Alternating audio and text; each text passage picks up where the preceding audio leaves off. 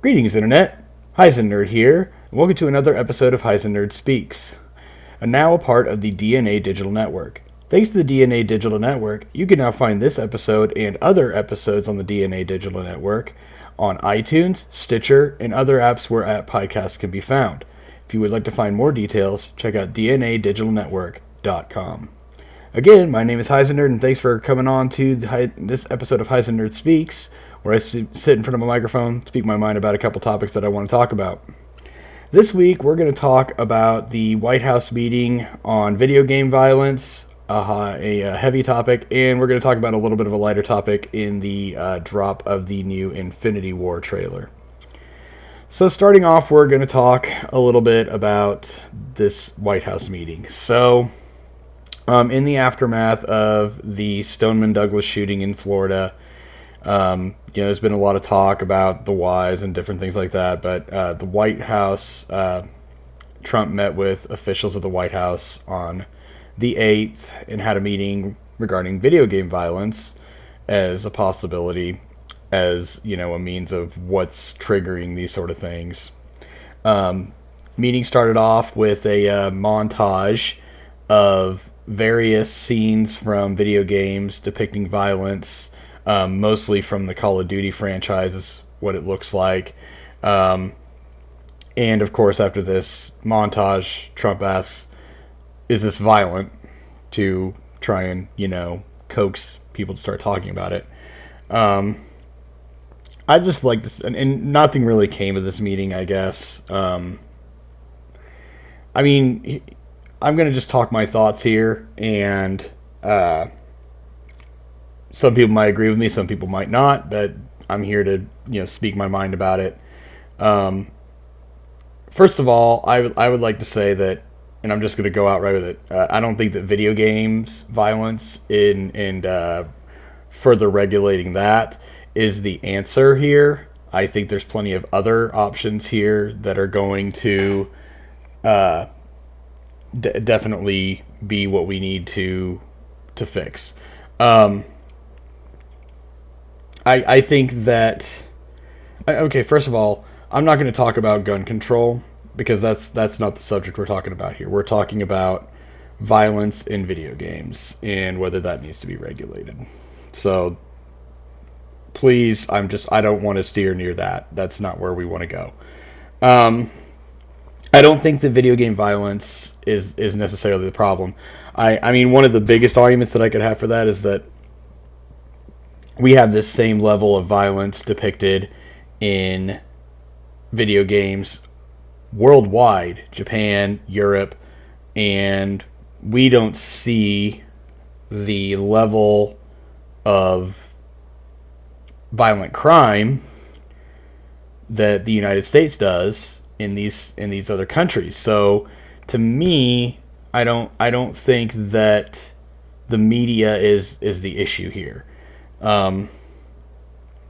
If another thought that I have on this too, I mean, video games are already being regulated. There's a rating system in place. The ESRB already has it there. It's really down to responsibility of kids and parents. Watch the ratings. See what content is in the game before you buy it for your kid. Kids begging you, buy me the new Call of Duty game, buy me the new Halo game, and you see that it's rated M, well, look why it's rated M. If you don't want your child to see that, or you don't think they're mature enough to handle it, then don't let them watch it. It's the same thing as with film. Don't take your kid to a rated R film if you don't think that they're mature enough to handle it. There's a whole reason why this is. And not furthermore, I mean, video games are even more restrictive. I mean, you're not going to be able to be under 17 and go pick up a rated M game. I mean, it's just how it is. I mean, video game violence, don't get me wrong, I in my personal opinion, I don't prefer games based on their violence. I think that that's a silly reason to prefer a game. Um, but particularly back when I was growing up, one of the biggest controversies was around Mortal Kombat when it came out for home consoles. It came out on the Sega Genesis and it came out on the Super Nintendo. And the Super Nintendo version left out the blood and violence, whereas the Sega Genesis version left it in as long as you punched in a code. And of course, and I don't understand this and why this is, but more people bought the Sega Genesis version because, it left that violence in there. Buying a game basically solely on the violence, that's a silly reason to buy a game. I mean, if you're doing it for that reason, then you really need to look into your priorities. A game is really based on the gameplay itself. I, for one, couldn't care less about the violent content. It doesn't need to be there. If it's there, I mean, that's fine. I guess it really depends. I played the latest Doom, and of course, I mean, that's pretty gory. I'm not a big fan of human depicted violence. If I'm playing a game where you're bashing demon skulls in and stuff like that, fine, that's okay. I'm not a big fan of the Grand Theft Auto series myself. I don't have a problem with other people playing it. I have a very libertarian point of view here. I don't feel like the people need to be regulated on what they can and cannot watch or play. I think that it really just comes down to responsibility. These parents and guardians need to regulate what is going into their kids' heads. I'm not saying that you have to wait for your kid to be 17 to allow them to play a rated M game, but you need to, as a parent, be aware of your kid's maturity level and their ability to handle that material. And from personal experience, I could say you may think you have a good idea of that too. Sometimes you don't. I like I said, from personal experience, I could say that you may think you have a grasp on what your kid may be able to handle,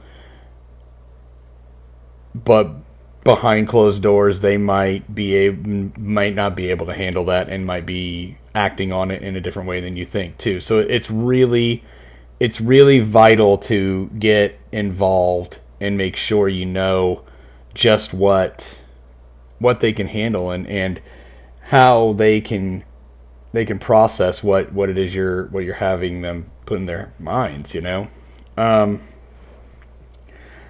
I guess just, I'm sorry, I know I'm stumbling words here because I'm kind of just going off the top of my head unscripted here. I just think that it's, like I said, it comes down to responsibility. It comes down to looking at the labels and seeing what's in the game. If you need more than just what the label says, find footage. I don't know. Find reviews on it. I'm sure that there's plenty of video reviews that will tell you more about what is in the game.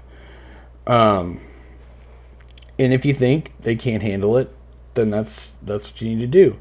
Now, I'm not saying that that's not going to keep them from being able to see it if they go to their buddy's house or whatever. I mean, it's just also making sure that you talk to your kids and you get involved with them and stand side by side with them and explain to them what's acceptable and what's not.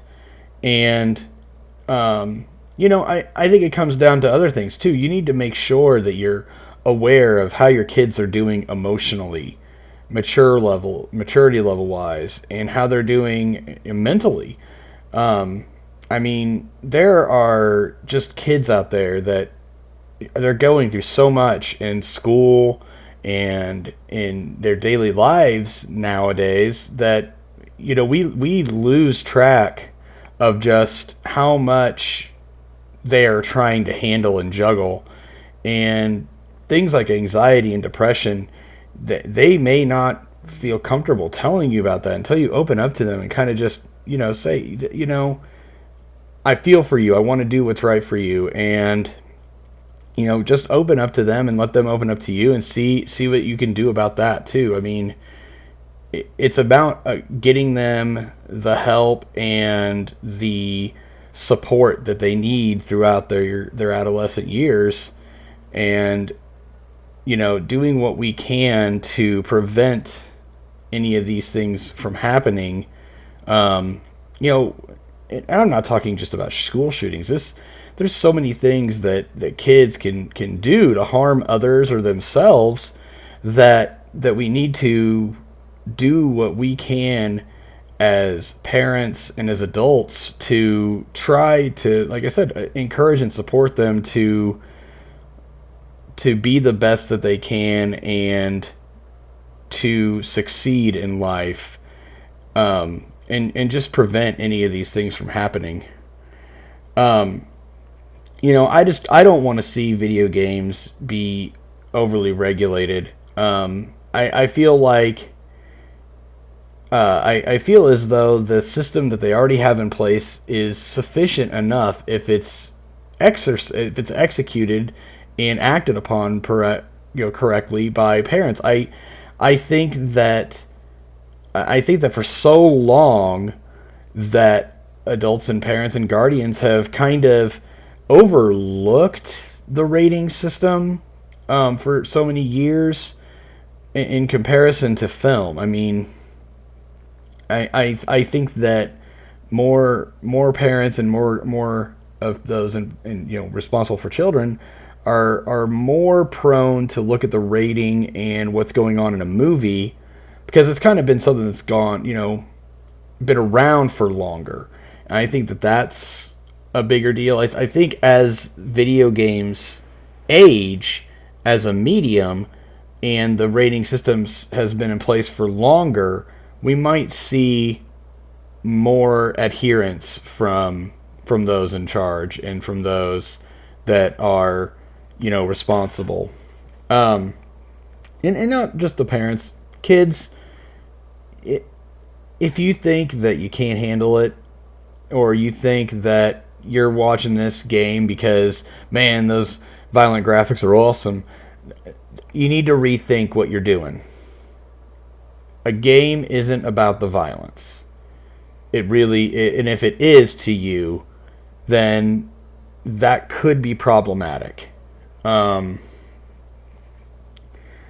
Especially if it's something that, you start feeling and dwelling on it outside of just playing the game too. It's a matter of just being careful. Be careful, and be responsible. There's so many things in this life other than video games that you just need to, be careful, be responsible about it. I don't want to go into, a big fat lecture here on my podcast. I'm just trying to be encouraging and do the best that I can to be a role model to those that are around me. But yeah, I mean, I think that this will smooth over. I don't think we're going to see any kind of major regulation on games. I think if we're going to see a regulation on games, we need to see a regulation on all media formats. Let's face it, video games, yeah, they're an accessible medium, but I mean, what about television? What about movies? I mean, those mediums are pretty heavy and accessible too, and far more accessible. Now, I'm not saying that the level of violence that's depicted on TV is, well, on network TV and easily accessible TV is near the level of violence that we're seeing in games. Although I shouldn't say that. I mean, with streaming services and everything that's available now, it is more accessible on television these days. Again, it's just about being responsible. And I know I just keep drilling that this entire time, but I just encourage people to just watch responsibly and play responsibly and act on those things responsibly. At any rate, we're going to move on to a much more lighter topic, and we're going to talk about the Infinity War trailer that dropped just yesterday. Oh boy, did they drop a trailer. I watched this thing a couple different times now, and this is a busy trailer. The first one was pretty busy too. I mean, I guess one of my biggest things about this is I mean, don't get me wrong, I like the trailer, I like both of them. I'm really excited about the film. But as busy as this is, I am a little concerned about how much is going to get put into this movie and how much attention is going to be paid to different characters. I mean, we're going to have some of the characters in this that are just going to kind of be, here's this character in the action, but we're not going to get a whole lot of story out of him. I don't imagine we're going to see, our friends like Falcon and War Machine getting a whole lot of story this time. And one of the big ones that people are kind of getting concerned about online is Hawkeye. We haven't seen much of him in the trailers. I don't think we've seen really any of him in the trailers, to be honest. And I'm pretty sure he wasn't on the latest poster that was put on there. And a little bit of everybody was on there. Even Don Cheadle was on there. And that is a little concerning. If you want to know my opinion, I don't think Hawkeye is going to last. I think that if you were going to expend somebody as far as an Avenger fast, he'd probably be the one. I know that there had been talk about him not lasting through Age of Ultron, and I think that he ended up lasting longer. And this is just my opinion. I think he's lasted longer because fans kind of made a deal over that, and they gave him a bigger part. But I just don't think that Hawkeye is going to wind up being one that lasts. But like I said, I think this was a pretty busy trailer. Lots going on in it, so I mean, it's hard to really speculate what's going to happen in this movie. I mean, there's things that I could speculate about the background of this movie, or think about. One of the things that kind of needs some speculation still done about it is the location of the last Infinity Stone. We know where all of the others are, and we're still left on with the Soul Stone and knowing where it is. Now, my opinion, I would go with it being in Wakanda. That seems to be the kind of popular opinion, especially with as much footage from these trailers that's kind of taking place in Wakanda. So I would definitely say that that's where it's going to be. I think that specifically after seeing Black Panther and that the vibranium came from space in a meteor of some sort, I would say that this is probably the Soul Stone is inside in the ground. That's probably where the plant that provides the Black Panther's power. That power comes from the Soul Stone in the ground. I'm sure that has to be it. And that's why we see a lot of battle happen in Wakanda. It could be that. It could be that they bring Vision over there as bait. Because based on this last trailer, they said that, Tony was saying that we have one advantage. He's coming to us. We have what he wants. We can use that. So there's a possibility that maybe they're trying to use Vision in the Mind Stone as a piece of bait and bringing him to Wakanda, because it's a nice secluded open area where they can fight without a lot of destruction to civilization or whatever, and kind of make their stand against the Mad Titan. Now I'm going to kind of do some quick speculation on things that are going to happen in this film. Now I'll say that there has to be some action that takes place in New York based on trailers, particularly uh, at the Sanctum with Doctor Strange.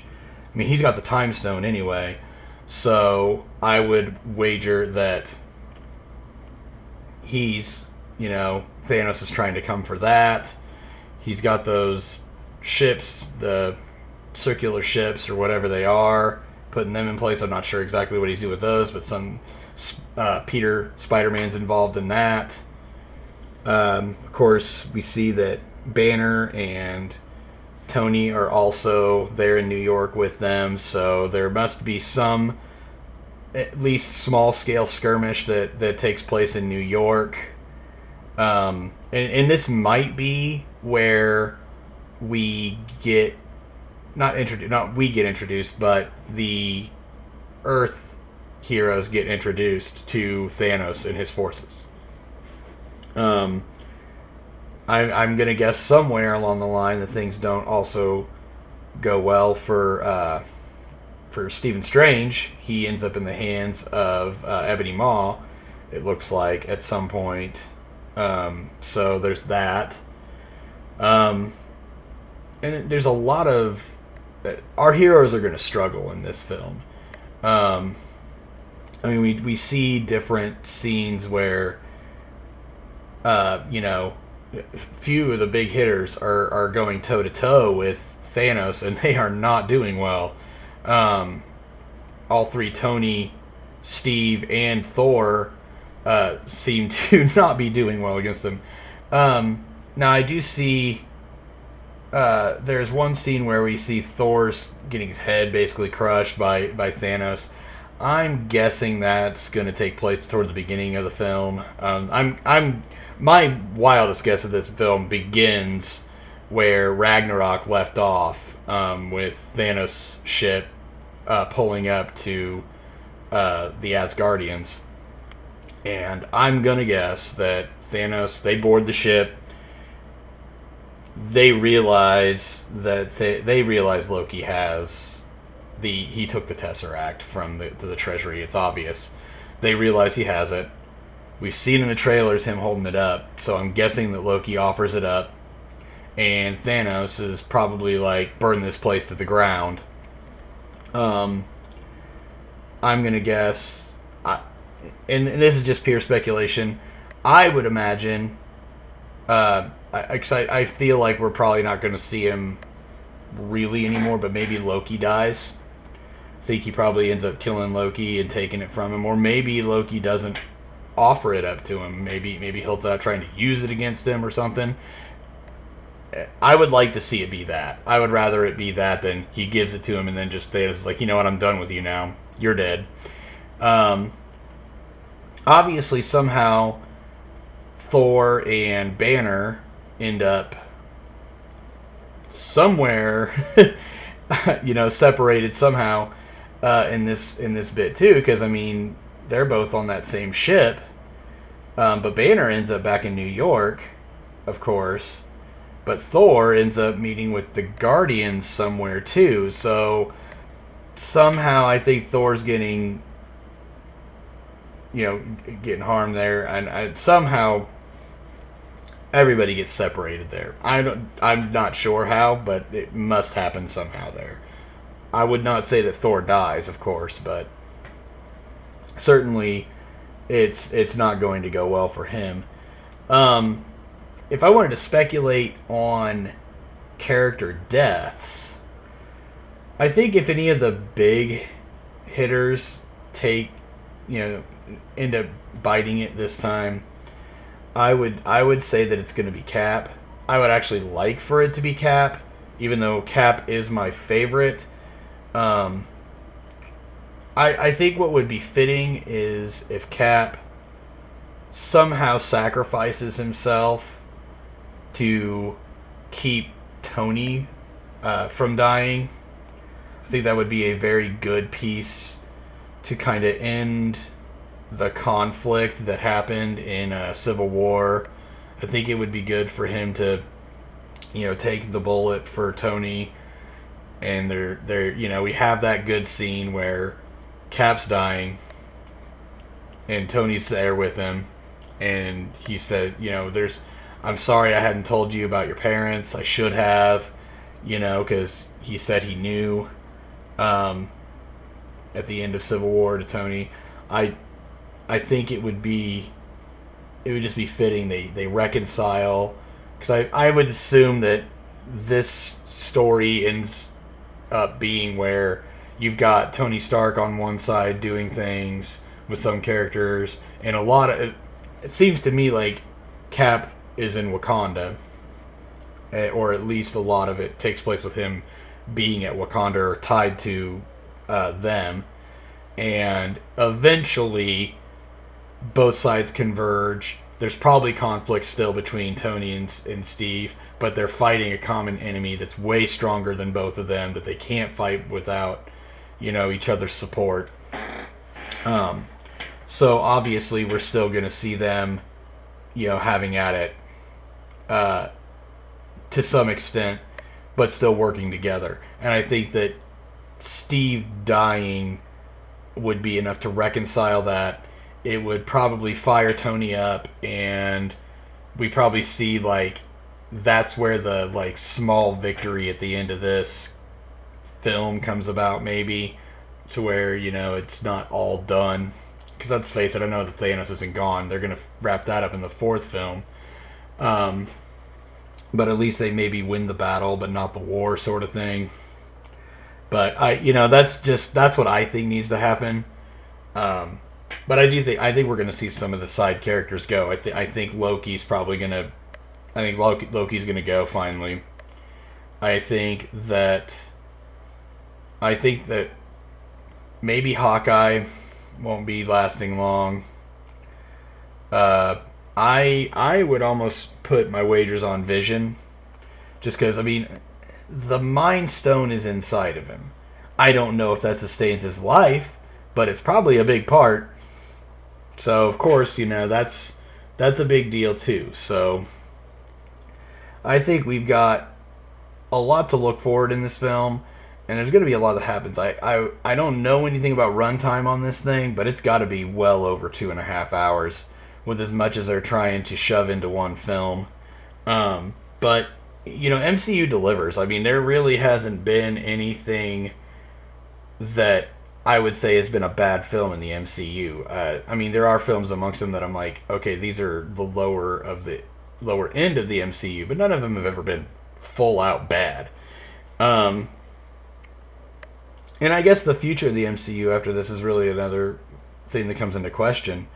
I know that they're talking about, changing the face of this thing in the end. Especially after the fourth film. So I think we'll probably stick with some of the newer, but I think the old guard's going to finally kind of phase out as this comes out. I know that people's contracts are expiring, and we've kind of gone through the main story arc of these characters. Like I said, with Cap dying, I think it's a good note. They've done great things with that character. I don't know how much more they could do with it after they've done with this. So, same thing goes for Thor, and probably even Iron Man. I think that the three of those being good characters, but it's kind of time to move on a little bit. So, and we've got a lot of new options available. With the acquisition of Fox, we've got X-Men that we can, make some use of and do some work with, and we've got the Fantastic Four, and there's a lot we can do with that. So, it's not to say that we couldn't bring these other characters back in some form later down the line for, small bits, or some bigger team-up movies or something like that. Just, start bringing in the new guard is all. So, it'll be interesting to see what happens. But that was really kind of my thoughts on the MCU and the Infinity War trailer. And, I'm looking forward to seeing what happens. At any rate, we're going to go ahead and close out. Thank you for listening tonight. And thank you for participating, with this channel and with this podcast. I know that I'd been off for a little bit, been going through some personal stuff lately. But I do thank you for being patient and, just ready to be back in the saddle and excited to be back behind the mic again. This podcast and others are part of the DNA Digital Network, where you can find us on iTunes, Stitcher, and other apps where podcasts can be found. Feel free to give us a listen. Do look for my channel at my channel, and feel free to like, subscribe, comment. Also, jump onto the GB3 podcast channel, where I do my podcast with my buddy, the real Gino Reynolds. And if you have not subscribed to his channel, The Real Gino, please feel free to do that as well. As always, I would just like to thank you for jumping on here, and I will catch you guys on the next podcast. HeiseNerd, out.